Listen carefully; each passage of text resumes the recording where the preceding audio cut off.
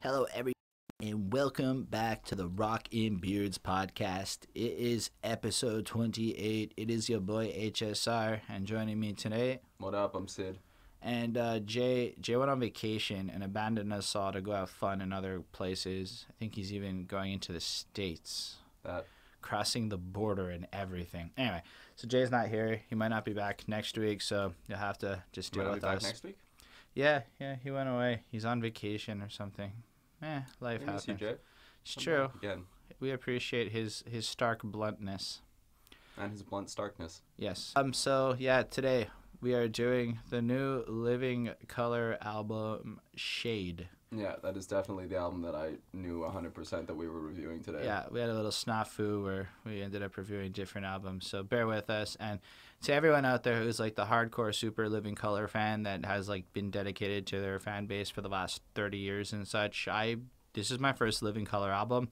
I discovered they wrote Cult of Personality 3 days ago, and I am coming into this as an ignorant dude. Now I've said it. Feel free to proceed with that. And do you know more about them? I knew of them. I knew Cult of Personality. I knew a couple more songs.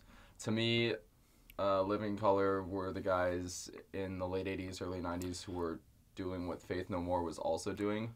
And I was big into Faith No More. Like, I'm still big into Faith No More.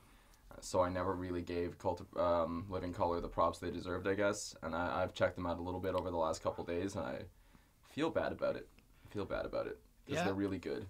And as I understand it, they're the black rock band of the era. So they were, and they tell us this on the album. So okay. I'm pulling it from that a little bit. We needed to say that? All right. I don't know. Sometimes you just got to cover your bases. But there are more now. Yes, there are. But like back at that era, the guys doing that particular sound and stuff, especially when hip hop and everything else was popping, I imagine that it stood out as. And I think that's why they didn't get the kind of recognition for a long time that they probably deserved. Like bands like Faith No More, like the Red Hot Chili Peppers, who gave way, and even Aerosmith with Run DMC to a certain extent, who gave way to bands like Korn, Deftones, Limp Bizkit. Living Colour really deserves their place in that like alt metal, rap metal, funk metal pantheon, and they don't really get the props they deserve for it, because they really did spearhead a lot of very, very, very familiar tropes in that style. They did a lot of them first or second, depending on whether you give Faith No More they came first props or not. Yeah, and so I guess we just wanted to give love to Living Colour as they have in fact released a new album. And we're doing it. And so I don't have a lot more to add here, sorry. But the name of the album is Shade. What did you think when you heard that? Well, considering I just heard it right now, I think it's a cool title.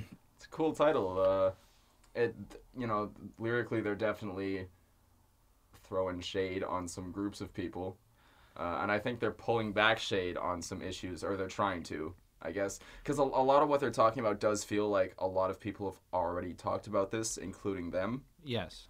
So I mean, I think they think they're being maybe deeper than they are, or maybe more cutting than they are, but I do like the title. I like one-word titles. I think it fits thematically with the record. I like the idea of them pulling back the curtains and the shade. I feel like they understand what's hidden and what's out there. Or they feel like they see the strings behind the curtains or whatever that run the system and all. I think I just mixed up like 5 different ways of saying that into one. Either way, the album cover. So yeah, it is abstract. I'm gonna say that. It looks like a 9th grade computer graphic arts project. I'm sorry. I don't like it too much. There's too much happening. A lot of color. I guess that makes sense for them. It's out there. It's got flair, and then it's got a face, and it's got creepiness to it. But it's also got bright, happy colors, and like it doesn't like it's got creepiness, but it doesn't look like a metal. Like I wouldn't see this and think, oh, that's a metal album, or like, oh, that's a rock album, or oh, that's like a heavy blues album. I would think like, oh, that's like a weird experimental EDM band or something. a lot of like wind chimes and bells. Yeah, definitely wasn't my favorite album cover, but I guess it's one of those ones that, I'm looking at it at the thumbnail now. It's so busy that it makes an absolutely terrible thumbnail. So for me, it's a pretty overwhelming design. Maybe it would look cool on a shirt or on like if you print it as a poster. If the whole shirt was that design. Yeah, or like not just like a square of it. As like a poster on the wall or something. I don't know. I don't know why they made such a busy album cover. But anyway, that's kind of making them whatever. Let's talk about the album. It's a lot better than that. You want to we should talk about the freedom of expression. F.O.X.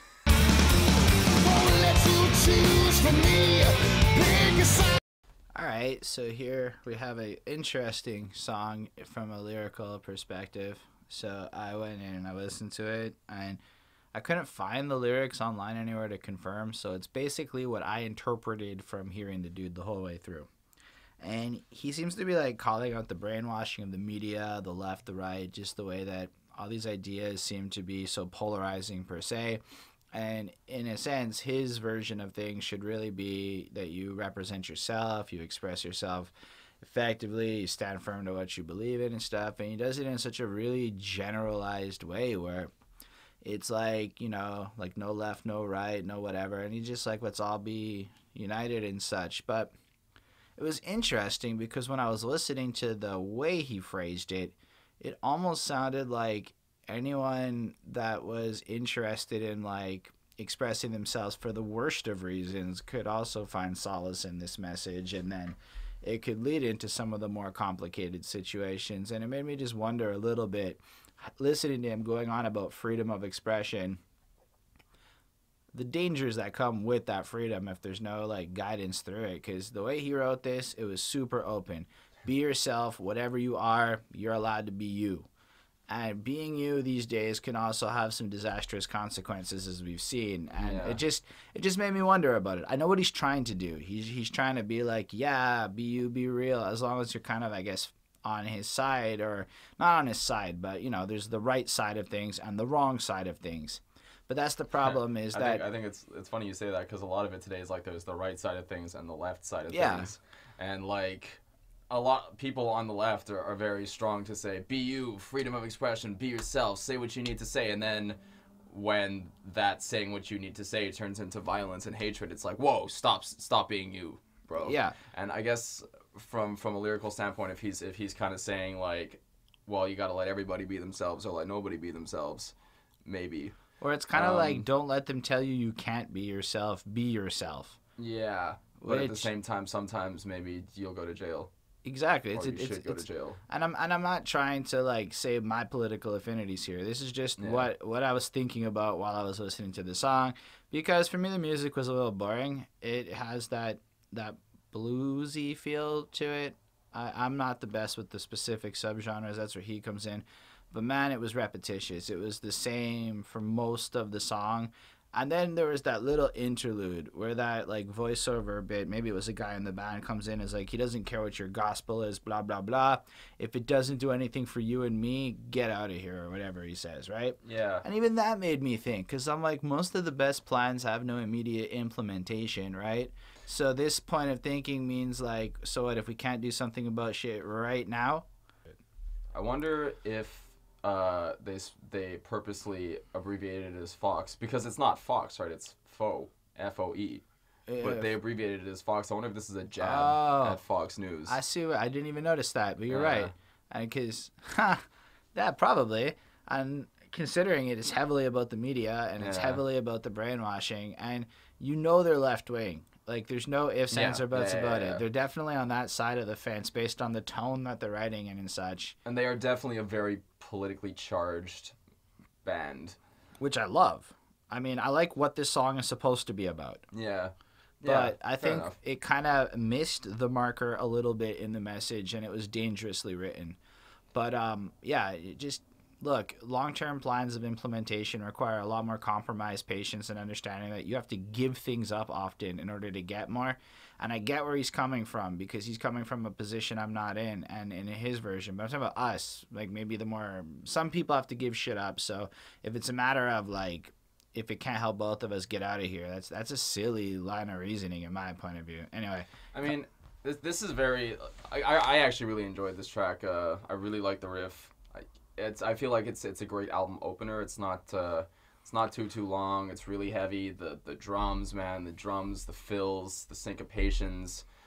He kills it. The rhythm section in this band is probably one of the best rhythm sections in hard rock in the last 20 or so years. And lyrically, it's very par for the course for bands like, I mean, Corrosion of Conformity. Why can't I think of the name of the band that Robert Trujillo was in before he joined Metallica? This is driving me nuts right now. But you know those politically charged, very very funk, punk, metal hybrid bands. This is very par for the course for that. So it didn't bother me too much. That's fair. Because it comes from that place and I understand it, and I even agree with it to a certain extent. I get, like I said, I get where he's coming from. Yeah. I just think he delivered it poorly. But and he doesn't take too long to deliver it, and right. that's a complaint of mine on some of their other tracks is that they they lack subtlety. They're like 5 minutes of really powerfully screaming at you to, do whatever the point of the song is. But this one doesn't really do that. This one is fun. It's fun and it feels natural and it feels very jammy. It comes from a very jammy place. There's that key change for the solo. There's that little interlude there, which is cool. And again, the drums really do drive this thing. It brings the riff up. It makes it just much beefier and much meatier. And he's a really powerful singer too. So yeah, I give this song a 4. He is a great singer. I forgot to mention that. You feel it. Yeah. But I give it a 3.5. I feel like it's exceptionally well made for what it is, but it's in a realm of stuff I don't really like. So it's hard for me to really give this the highest mark. And, songwriting is what it is. Like it just almost feels like an excellent example of a cookie cutter sound. And I'm okay with that, but I don't know. For me, it wasn't great. It just also, I don't think it's boring or bad. Yeah. It's kind of a bit better than average to me. Anyway, and you? But I'm just Preachin Blues. Fair. I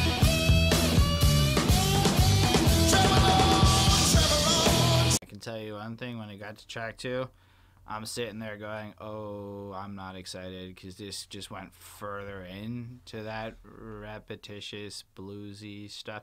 Again, it's really well made. You can actually hear the little nuances and the subtleties and the solos and the thises. And I'm not against any of that. It's just so not for me. I had a lot of trouble with this. I could barely make out what he was saying, but I could feel what he was saying, which was a really cool contrast, and that was exciting. It made me go, I guess that's more of the point, right? Yeah. That's often what people say to me, so I was trying to take that into consideration. I didn't need to hear what he was saying to feel his pain and his frustration, and the way he belted it actually sounded great. He had power in his voice. Like, it wasn't like the sound engineers made him sound synthesized. He came in proper and raw, and all of that was lovely. But man, this is long. It's like 4 minutes of this same cadence, slow. I mean, you were head bopping before, but yeah, I get it. Yeah, I love this. This one just got me going, man. Bow, bow, bow, bow, and I know it's like it's nothing new. It's not reinventing the wheel, but it's a, for me, this is a fun song. This is a banger. Again, the vocals are really powerful. I didn't need that guitar solo in the middle. I didn't need that long guitar solo. I'm really glad that as a community, rock has found a way to get around those really long guitar solos in the middle of songs, either by just not having them or by doing them in more creative ways. And I think a little bit to a certain extent, Living Colour is still kind of stuck in the 80s, as evidenced by a lot of what's on this record. And also, I feel like they've kind of foregone a lot of that funky stuff that made them a little quirkier, a little more out there, a little different, a little more fun on a lot of this record. But I still really enjoyed this track. It's really strong. It's really powerful. I give it a 3.8 if that makes any sense, because I can't quite give it a 4 because it's not that original and it is very repetitious. But I don't think that it merits anything. I give it another 3.5. I felt almost the exact same about the first song as I did about this one. They're different. Yeah. But I felt the same. Like, all right, it's excellent music in a genre I don't fully appreciate, but like Jay would say, man, the musicians are proving their exceptional talent here. They are really, like really you top-notch hear the musicians. difference between like some of the, let's say, more pop acts that we've covered and how maybe they're over the top and stuff, but you don't hear guys who pick up their instruments, and you can almost feel like these guys have put in so much time playing them that they can do things that we couldn't even dream of doing with the instrument. These guys, what's different about these guys than from a lot of rock and a lot of rock we cover is that these guys really do come from like a soul funk background, and you can hear it in the way the music moves, the way the rhythms groove, the way the syncopations come in and out really quickly and really subtly. So yeah, it is going to be a cut above a lot of the more basic bluesy tracks that you're going to hear on, for example, like a Nickelback album. As much as I love Nickelback, or like most of it, like most modern music, doesn't feel like as, I guess the word I'm looking for is heartfelt. Like you can, I don't know if that's the right word, but you can feel like these guys love the music. And it's not fair because we just did Queens of the Stone Age, and that was the same kind of thing. Absolutely, where it was awesome. Like, it was awesome, but you can tell that this is what he'll be in another 10 years. You know? Oh, I think he's already past this. I meant just in terms of playing the instruments, maybe not the songwriting or the vision, but like I'm saying, these guys have put in that 35 years, and it shows. Yeah. I don't know about the vision. I don't know about the nuances, or I'm saying that the raw ability is there. I'm going to just say, come on.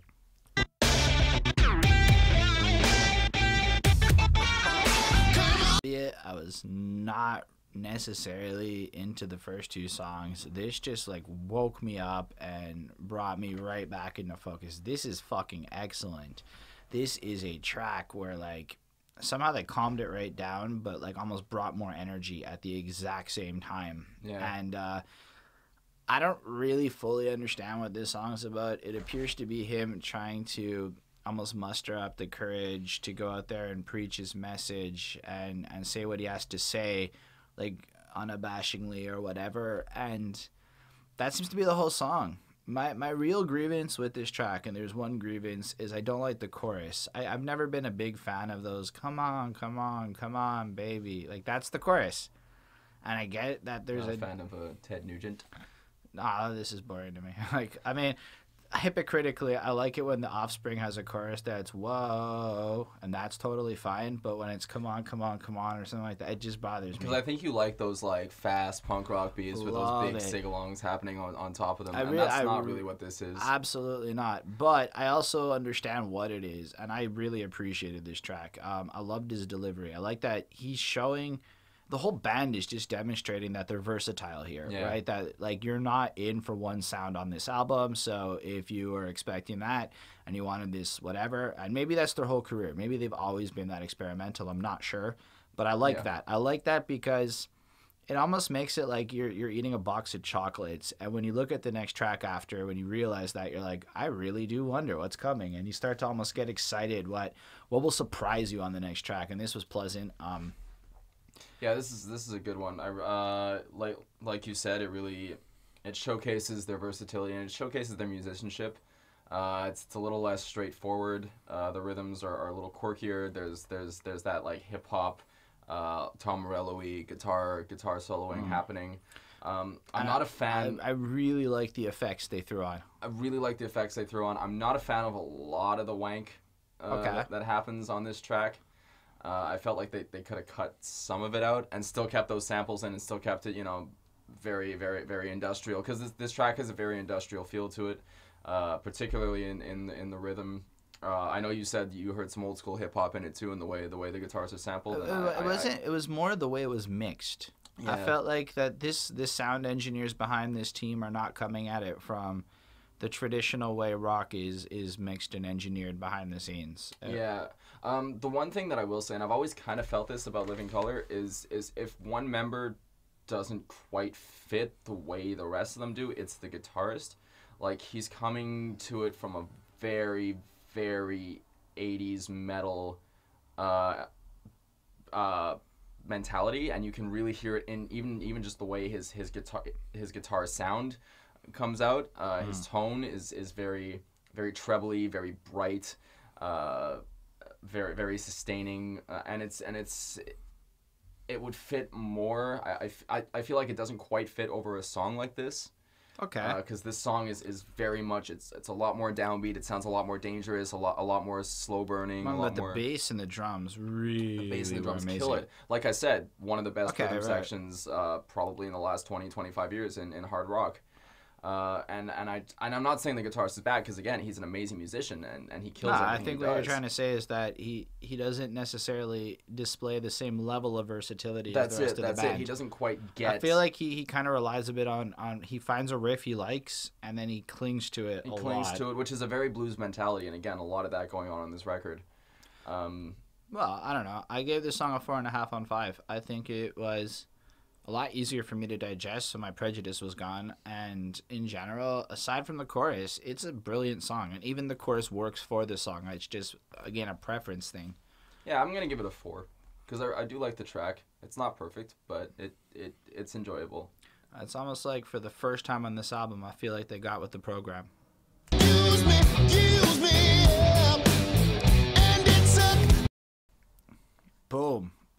This is the only song I heard before. I played this as a single before the album came out, and then they added this intro bit where, or maybe it was in the single, I don't know, where they're just kind of like discussing who's the black band, right? Like I said earlier, like, yo, who are those guys? And they like mouth that out like that, and yo, and they're like, name me another black band, like name me another one, and like they're all like, we can't.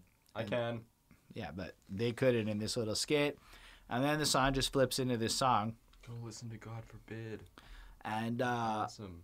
Did I have to throw that in there? I didn't have to throw that in there. That's okay. Honestly, it's another song about like the media and how we're programmed. Like everyone's kind of playing their roles and everyone's going through life doing exactly what they're supposed to do, lack of individuality type thing. This seems to be a really big part of their message and who they are as people. And I like that. I've always been a fan of individuality. But what? And then like, then there's the rap. Like as a fanboy, you're just like, you know, what do you like? Oh, I like individuality. Yeah, absolutely. I like it. It's one of those things that draws me to people is distinction. But at the end of the song, we get a pleasant rap verse from a rapper who I'm not sure who it is. I don't know if it's in the band or another dude. There was not a lot of information on this album out by the time we were recording this podcast. And so correct us. Tell us WTF is going on. Yeah, I'll add the guy in the description if you tell me who anyone who's featured that I missed. Sorry. And basically, the guy has one of the most politically charged Rage Against the Machine-y type rap verses I've heard in a really long time. He criticizes the police, the way people are thinking, the way everyone dresses the same. And it's almost like every line or two is another concrete, solid example of a way we're either programmed or playing the role or bad things happening. I freaking like this song. I think it was pretty spectacular. Had it not been for that intro, I'd be throwing a 5 at it, but I'm not gonna lie, 45 seconds of hearing about how they are the black band before this excellent track. It's a little annoying. And I like how the song flips into heavier rap rock mode when the rapper comes on. I like how it has a completely different feel for it while still being the same song for the singing. It's alive. And then at the end, I don't know if you caught this, but there is almost a news sounding lady going on talking about how the modern war is for information, and it is happening now. It's in a battle of information and minds. And I've always been convinced that the next global conflict per se isn't really going to be about, let's say, the violence in the past that we've seen. It really is going to be almost a Orwellian battle for control of your thoughts. And I believe that's what's happening now. I believe they also think that's what's happening now, and that is the crux of what this song's about. That's very cool. I was a little more indifferent to this one. I felt the guitarist fit this one more than he fit the last one. Very Rage Against the Machine, very 90s alt metal feel going through the track. My favorite part was that rap verse. It was excellent. It's excellent. It's really good, really well delivered. The way the riff changes to be a little more chromatic, a little more evil. Fits it really well. It's a great change. I didn't have a problem with the rest of the song per se. I just thought it was a little bit alt metal by numbers. Okay. So I'm gonna give this one a 3.5. I gave this a 4.5 on 5, dude. I heard you. I know. I'm just emphasizing it again, because if there is a track to check out for people who like whatever, I think this is a great one. This was an excellent choice as a single, and if there's a video for it, I didn't find it. It wasn't on their Vivo channel, and I would say it's worthy of its singledom. I like the first 3 tracks more. Oh, come on. That's where I'm coming from. Nah, for real. It's pretty good. And the best part about it is the next track about this album, it actually gets even better with Who Shot Ya. I burn slow like blunts in Yale. Peel more skins than Idaho potato. I guess we gotta address the fact this is a cover, and that it came out for an EP like last year, actually, in case you didn't know. This is a cover. Yeah. It came out for an EP last year. And it was inspired over the current situation with violence, gun violence specifically. And they just redid Biggie's classic Jam. And, okay, as far as the cover goes, this is phenomenal. Hang on. Before we talk about the cover, because it is a great cover, but that video...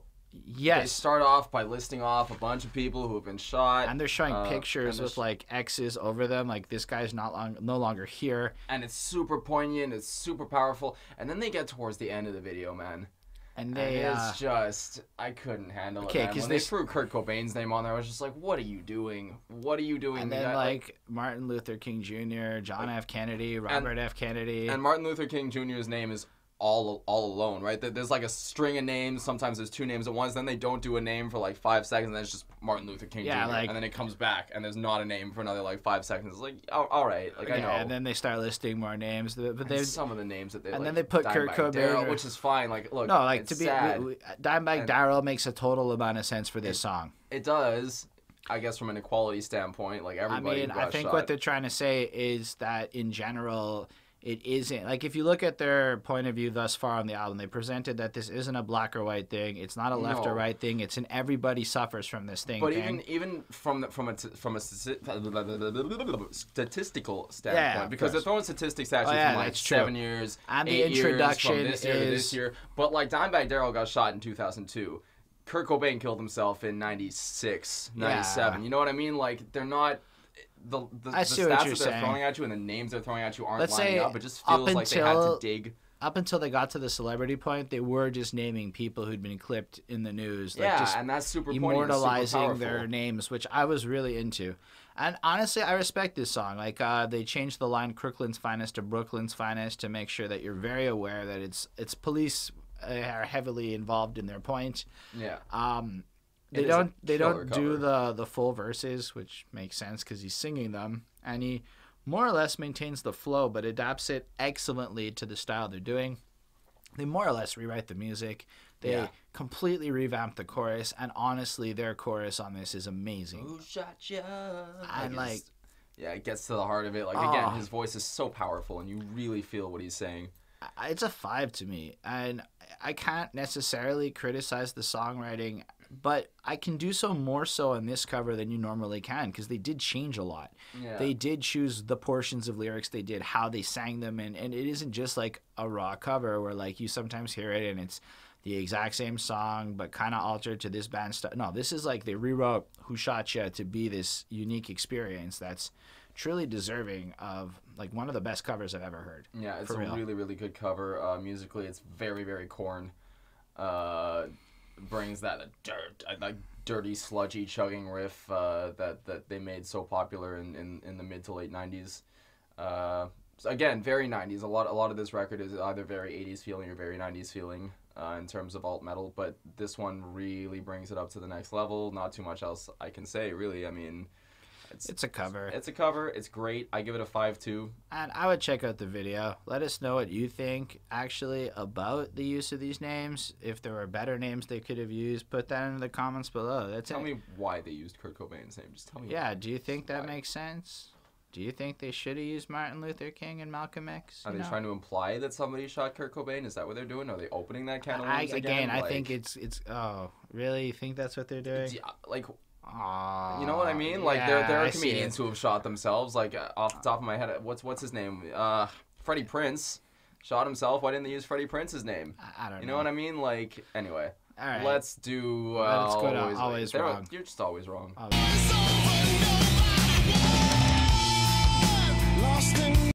Dish track is excellent. Honestly, back into original music, I'm just like, I'm excited now. Like, the first 3 songs were like, oh boy. The third one, it started to pick up. And now we're just like, holy crap, these guys are awesome. I'm alive. And I'm certain that there's a whole bunch of people who might be watching it feeling the literal exact opposite of how I felt on this album. That's okay. I think maybe they were trying to create a bit of a polarizing effect by genre hopping. Still, this is dope. This comes in. The verses are a little weak, but the message is strong, and I get where he's coming from. The chorus is fantastic. It develops excellently. It's got, again, I actually don't know what specific genre this is, but it's got a great feel to it. It feels almost simpler, like almost a break from some of the more complicated sounds we've heard on the album. And it really delivers the point of, how does it feel when you're always right? Like, I think it's just targeting how everyone wants to be right all the time. Like, they care more about being right than what's actually That's you. the That's truth. us. It's yeah, I guess. Well, I like to admit I'm wrong. You can check the comments. I'll be like, fair point, whatever. I don't mind that. See, I'm okay with being wrong. Being wrong to me is an opportunity to learn, but it took me a very long time to even see it like that. And this song is definitely about 21-year-old me. Yeah, absolutely. I was always right. I think this song is about millennials. Yeah, but not just millennials, because I think the problem transcends. I think people are very polarized now. They know what's right.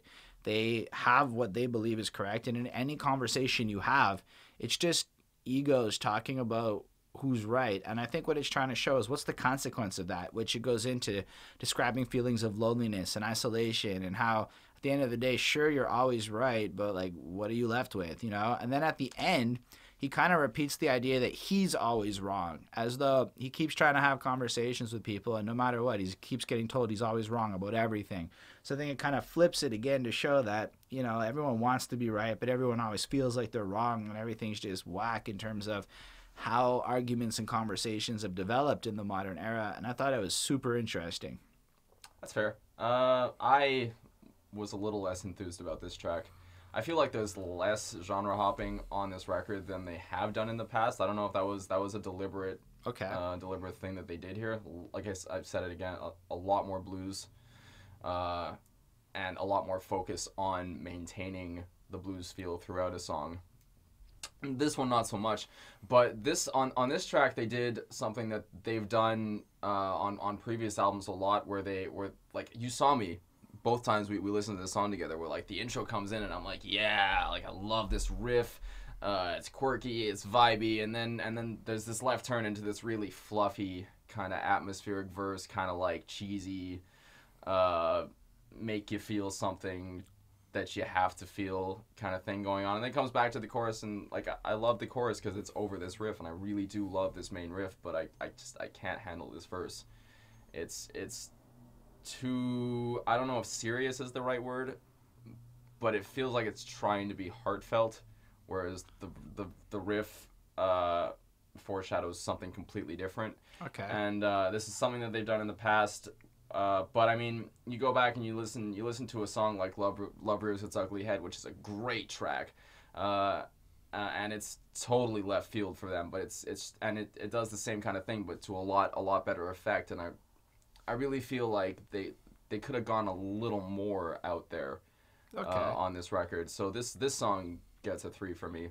I have it a 4.5. I think it hit. I think it did everything it was supposed to do right, and I admit the verses are a little weak, but it compensates for excellent lyricism and excellent delivery, so I'm okay with it. But again, it's not perfect. It's whatever. I'm glad you're okay with it.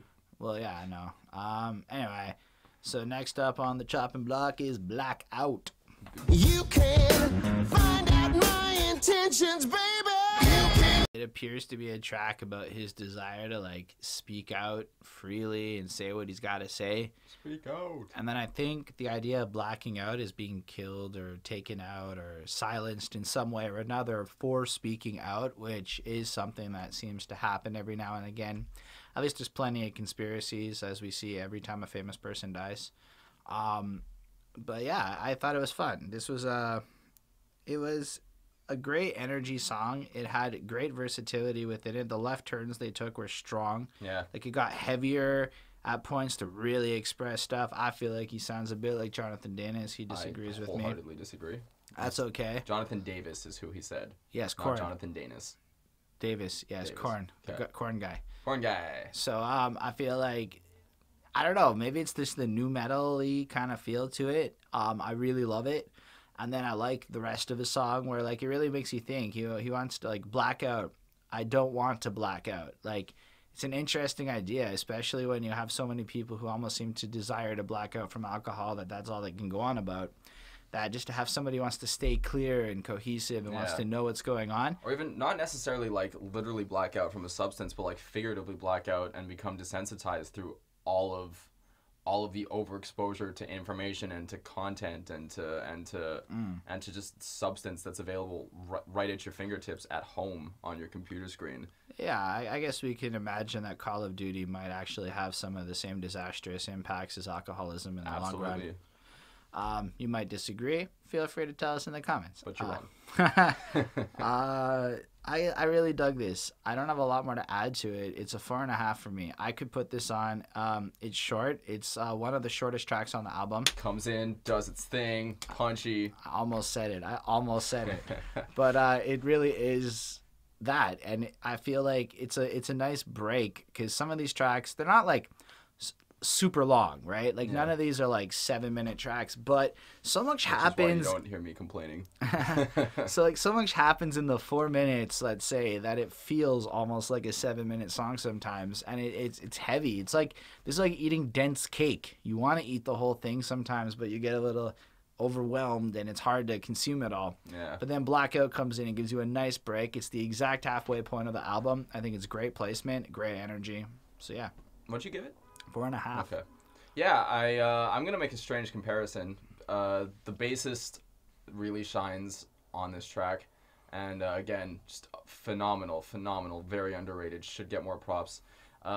This song, much of this song reminded me of a lot of what like Maroon 5 did on Songs About Jane, and to a certain extent with a song like Kiwi on It Won't Be Soon Before Long, where it's like it's really funky through the beginning of the song, and then it gets really heavy right towards the end.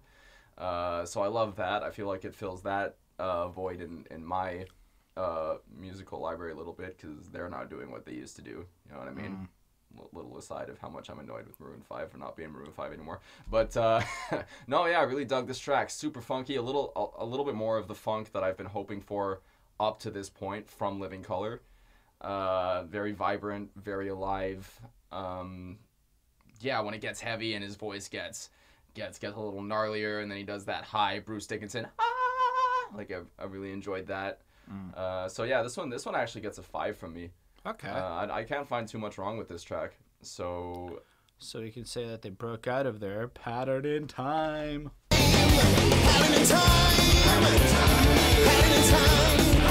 I was just noticing they do have a lot of guitar solos, but they often I guess considerately stick them at the end, so that if you really don't want to listen to them, you can skip them.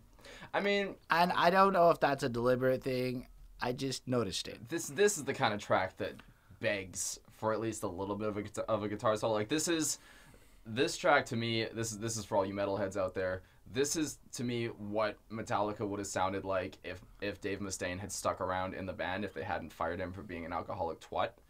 Like it's that really 80s thrash sound. It's very short, very very very punky. Super riffy, and what's cool about it is it does the kind of rhythmic variations that Lars will do on a Metallica record, but coming from a drummer who's actually competent at his instrument. I'm sorry, no comment. Lars is fine, but no, I really dug this track coming from someone who grew up on 80s metal and 80s thrash. This one is great. Not too long, lots of changes, lots of rhythmic left turns, lots of syncopations. Singer kills it. This is where the guitarist shines. This is his area. This is the kind of music he should be making most of the time, because you can tell he feels very comfortable here. So this one explodes into the solo like he was waiting for it the whole song. Yeah, exactly. It's just like, and this one gets a heavy 5 from me. I didn't give it a heavy 5. Lyrically, it was super hard to understand what he was saying, and it sounded like he had interesting things to say. Like, I actually, as we just listened to it, finally started to catch certain lines in it. Appears to be kind of like just another bluesy song about how everyone feels like they're entitled to more, but nobody knows who they are. Everyone works so hard. It's almost like everyone wants to be famous, but nobody knows who you are. And everybody, maybe I'm wrong. This is what I interpreted. And what he's noticing is that as time goes on, it just seems to be like another pattern in time. Like, it just keeps repeating itself. And it was kind of hard to like get into this song lyrically from that perspective, because it was, again, literally hard to understand him. But I love the energy. I love the feel. I give it a 4. I can see myself putting it on, listening to it if I want to have like a great feel, like a great experience of just energy. And like live, this is that mosh pit track. Like, this is where the Circle Pit is gonna go crazy. I really hope they pull this out on whatever tour they're doing. Yep. Because I think this will get the kids going. I don't know. I just don't feel like it was one of the stronger songs. I feel like from an emotional standpoint, it was a little. That's fair. And I mean, look, I'm not ashamed of it. Metallica is one of my favorite bands. I love Slayer. I'm not as big on Megadeth, but I love that 80s metal sound, you know what I'm saying? I love that Maiden. Totally get it. And that's I so like this is coming from a nostalgia. a lot of those bands too. I just also can't put them on in large doses. I mean, Metallica more so than the other ones. Anyway, I guess who's that knocking on your door?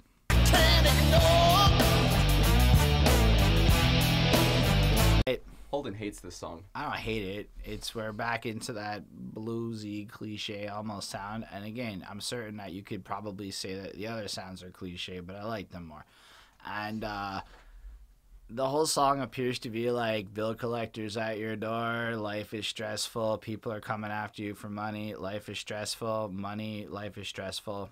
And that's the song. Yeah. I mean, look, it's blues. It's blues. It's 12-bar blues. It's a structure that's as old as music itself. And it's got that weird intro before the song starts that's almost like a full bait and switch into a new song entirely. Which I actually like. This is an example of that left turn again that I really appreciate. Yeah, that was well executed. Yeah, and I love the use of the horns on this track. I love the use of that Rhodes piano sound. You know, very, very New Orleans, very, very swing. And it's super heavy too, so it really does that blues rock justice. I give this one a 4. I just felt it was a little boring and drawn out. It was a little, even lyrically cliche. Like, it almost felt like they just did exactly that. They just followed a format, ran through it. We love playing this song. Let's write another one. Okay, and then this song came out. I don't feel like it needed to be here. We had a few other songs like this on the album already that had more soul to it. It wasn't like he was exceptionally over the top with his vocal delivery either. Like, I didn't feel the pain in his voice. I felt like more like... I don't think this is really a painful song. You know, I mean, this is more of an upbeat kind of tongue-in-cheek bluesy number. Sure, but like I don't like it that much. I mean, it's a 3 to me. I knew it. Holden hates this song. It's not hatred. I find it to be like haterade. Look, he's drinking it. From the straight angle of the musicking, it does everything really well, but it's almost like that. It's the equivalent of your cliche modern pop rap song, but in this genre. It doesn't add anything. It doesn't take away from anything. It's just there. And if you already like this sound, you're going to love this track. And if you're like me, you're going to be trying to find ways to not get hated on the internet describing the song. I just, look, to me, it's fluff. Like, I could have just never heard this and it would have been okay. The first couple were enough for me, and, well... Look, if you guys agree with me, you can tell Holden you can bare your glass teeth. And they shine, shine, shine. Is just another didn't need to be here track to me. The more I actually liked it more the first time I heard it because it was more upbeat and it was more whatever. But like when I was thinking about it, a lot of the same criticisms I just made on Who's That apply here. I feel like they've got a better version of this song. Lyrically, it doesn't seem to bring much new to the table. It's another Speak Out song where maybe I don't really get the glass teeth reference because like you see the teeth and they shine and stuff. Like, is that implying that his message is really great, or is it that your message is really fragile? And it just, I don't fully wrap my head around it. It just seems like they wanted to go into another kind of harder, punchier song, but it felt like boring in the middle of like the other ones. Like it did not provide the same level of stimulation that I got out of even Who's That had almost more life to it than this. It felt like they didn't care as much about this track. Yeah, I mean, it's another really thrashy number. It's not as interesting as Pattern in Time. This is very much metal by numbers. You know, you hear the 90s metal in the verses, and you hear the Pantera in the choruses, and it's cool. Like it does a lot. It's not a static song. It doesn't stick to the same riff the whole time, so I can't hate on it, and it's well performed. But it feels like a B-side. It feels like a song that was well written but didn't really have a place on the record, I guess. Because it's stacked next to a lot of better songs. Yeah. And I liked Who's That a lot more than I like this one. Because it just felt more engaging, more like livelier. Like I maybe it's just the horns, man. Maybe horns are to me what wind chimes are to, or is it wind chimes? What is I Jay think love? Jay liked the wind chimes. Or the pan flute. No, Jay loves the pan flute. Yeah. Yes. So maybe that's what horns are to me. A lot of horns. But and you know what the thing about this one is too, that the rhythm section doesn't really shine out in this one the way they do on a lot of the other tracks, and that's a shame, because they should always, because they're amazing, and that's why I listen to a band like this, is for those syncopations, for those rhythms, for that fat bass and that those quirky off 2 and 4 drum beats, and it just felt, I guess, by the numbers is a good way to put it. Yeah. For me, look, I wanted to give this song a 4 at first, and this is gonna be one of the few times it is, but I couldn't. This song is a 3. That's a 3. It has a nice shiny luster the first couple of times you're gonna hear it, but it's gonna wear off real quick, and you're probably not gonna be that interested the 5th or 6th time you hear it, and that's not a good sign for a song. So 3. That's it. It's as inaudible as it is invisible. Yeah.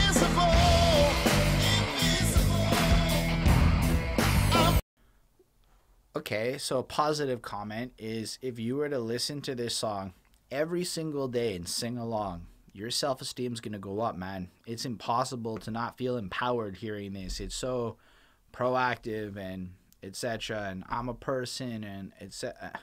But it's boring. It's better than the other ones I've called boring, for sure. It's way better than Glass Teeth to me. It has some soul to it. It is so in that realm of genre I'm not into that, like, it's hard to really like it or connect to it. But when I listen to him and I hear his voice and I hear the energy and the singing and stuff, it really does shine through. But the music is annoying. Like, it's just so blues. Like, so blues. And, like, Who's That did it, but for me, again, it did it way more interestingly. And this is 2 songs later, and it's the same structure. And they don't even give you like a little, like, the intro is kind of cute. Like, the guitar does a thing and the bass kind of mimics the thing, and this one could have been left off as well. I'd rather have this than Who's That, because this, at least for me, feels like this one was putting me to sleep, man. I was not. I know, but and this is, again, it's more of that very standard static blues sound that I don't want from this band, and maybe that's selfish. But it's not why I listen to these guys. I listen to them for the funk. I listen to them for the bounce. I like the message, though. The message is fine. Strong. The message is fine. Be strong. Wake up every morning and get your coffee done. Make your bed. That's a thing you accomplished. And then accomplish more things. But I don't need the song to tell me that. Yeah, I recently saw that video. Anyway, yeah, but I don't think it's so much that. I think it's like, believe in yourself. Right? And there's tons of songs that tell me that are, you know, more interesting than this one. That's fine, but it's better than The Bill Collector's Coming, in my opinion, as a song. The Bill Collector's real, man. So you can believe in yourself, but that Bill Collector's still coming. Anyway, I give it a 3.5. I think it has something to it, but it's not great. This one gets a 2.5 from me. It's just fluff. That's all it is. Yeah, I don't have a lot more to go on about this. Sorry if it's short. The next one is more blues, yeah. Inner City Blues.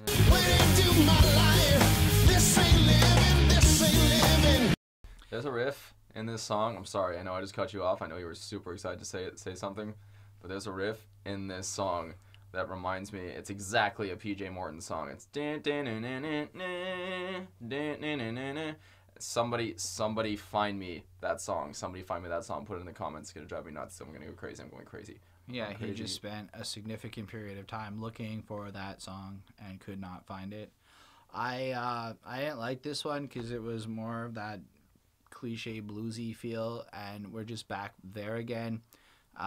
Life is hard. You're not really living in the inner city when life is the way that it is. Yeah, I get its purpose on this album. It actually does make sense to be here in light of the context, I suppose. But I feel like since Who's That, there's been like really nothing that's changed anything else. It's almost like they started replaying the older songs again, and their creativity and originality phased out. So This fits. It's exactly what it's supposed to be. Like I said before, if you really, really dig the blues, if you're really into this sound, you really want to connect with, or if you relate to the subject matter more than I do, you might be able to connect further. I don't necessarily have the same blues he's singing about. Yeah, I mean, it's another 12-bar blues track.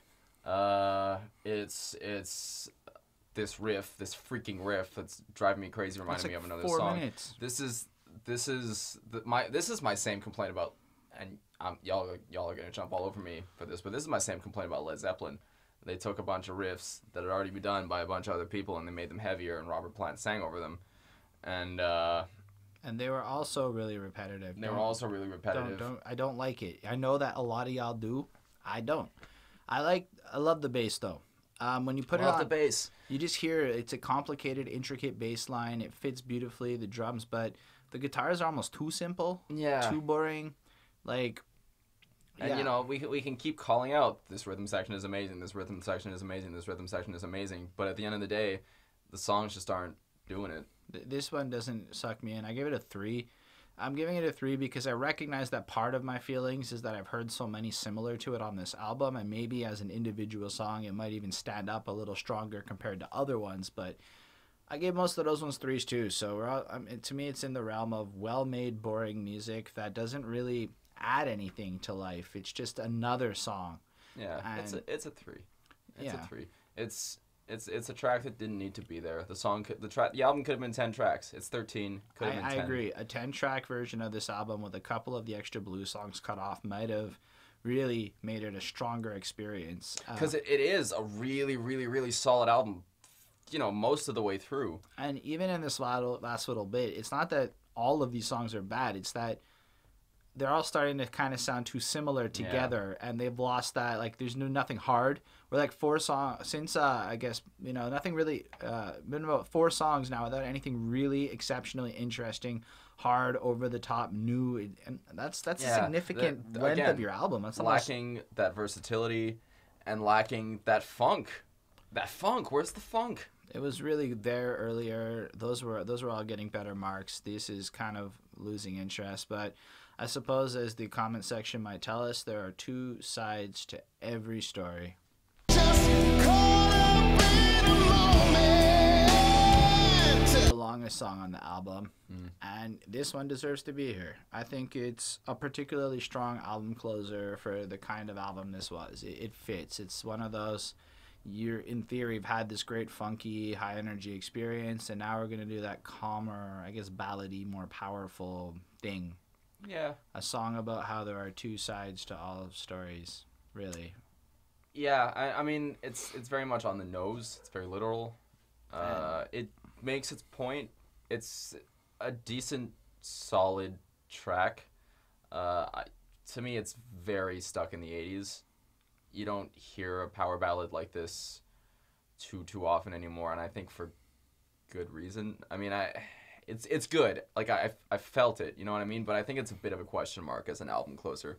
Yeah. I think they could have either switched one of the more energetic tracks with the same kind of meaning to come after this as a cool kind of counterpoint. But I'd like this as the closer, like the sound they chose to close the album on. I really appreciated it. And I see that. For me, it's it kind of feels like the souffle is deflating. But again, I like the song. I'm mixed about it. Okay. How about that? I think it's definitely got its strength. Like he sings, it's got a different feel. Like it's the first of this kind on the album, which, considering my complaint has been redundancy, it is honestly refreshing to hear something else. I feel like maybe it's a little late for this. But they do it well too. They do it very well, for sure. And the vocal delivery is particularly and it's one of those strong. 5-minute songs where once you pass the 5-minute point, in my experience, you're either loving it or you hate it. Like there's very few 5-minute songs where you're going to be like, it's okay. It's either it was really good or it got really annoying. And this didn't. And then he like almost starts talking at the end, just so you know he's serious, you know, just to like this isn't joking, guys. This is how it is. And it almost sums up a lot of what it is, right? So when it's like, yeah, I want you to be an individual, and it maybe is almost a counterpoint to the first song with the freedom of expression, right? Yeah. Where like it kind of ties into that. Maybe I'm stretching a bit, but I like this one more. I give it a 4. I think it's not like over the top next level, but it is a good song that if it came on, I'd be okay with listening to it. It fits its mood. It's got everything it's supposed to be. Yeah. But in a less by numbers kind of way. That's it. It's well written. It's interesting enough. The subject matter is poignant enough. The vocal delivery is very, very solid on this one. He really pulls it back, and you hear that sweet tenderness. But again, it's that sweet 80s tenderness. It is what it is. It is what it is. But I give it a 3.5. It's a decent tune. I wasn't bored, but I'm not going to go seek it out. Yeah. I guess that's this album. That's the end of Shade. For me, the album is a 3.8. It definitely doesn't deserve a 4. That's like classic level. So like to me, there's nothing new here. There's nothing enthralling. And I say that it's well constructed, really great music. But at this point in their career, the guys are obviously not reinventing the wheel. They're clearly sticking with, I mean, for them reinventing the wheel apparently means making a blues album. So like that just goes to kind of give an example of from a music perspective where they're at. And I like the album. I think it's well made. It's easy to listen to, but it's definitely not a classic, and it's definitely not bad. It's maybe it's a little bit of they've reached an age where they're kind of slowing down. They're a little older. They're a little more pensive, and I think the music reflects that. So if that's a mood that you're in, this album will definitely appeal to you. It's the musicianship is top notch all over the place. Again, can't say it enough. The rhythm section is amazing. Very, very powerful vocalist. Guitarist, when he hits. It's just not quite the eclectic experience that I would expect from a band with this kind of reputation, with this kind of background. There's a little too much blues, just a little, and when I say a little too much blues, there is too much blues. So I'm gonna go the same route as you, and I'm gonna give it a 3.8. All right, cool. So that's all for this week. I know last week we said Foo Fighters was this week, but we were just wrong about when the Foo Fighters album was coming out. Or were we tricking you so you could check out Living Colour? Ooh, but no, yeah, Foo Fighters next week, as long as it doesn't get delayed, and then that should be super duper fun. Featuring Justin Timberlake. Ooh, yeah. We appreciate you guys watching it. If you liked the video, hit the like button. Please subscribe to the channel. Let us know what you care about. Find me that PJ Morton song. Yeah, absolutely. And let us know what you care about us reviewing in the future, you know? This is, we're trying to build a community here. Next week we're doing the Foo Fighters, whatever you say, but after that, maybe who doesn't want us to do the Foo Fighters, you know? That guy right there who just commented doesn't want us to do the Foo Fighters. All right, take care, everyone. We'll catch you next week. Deuces. Peace.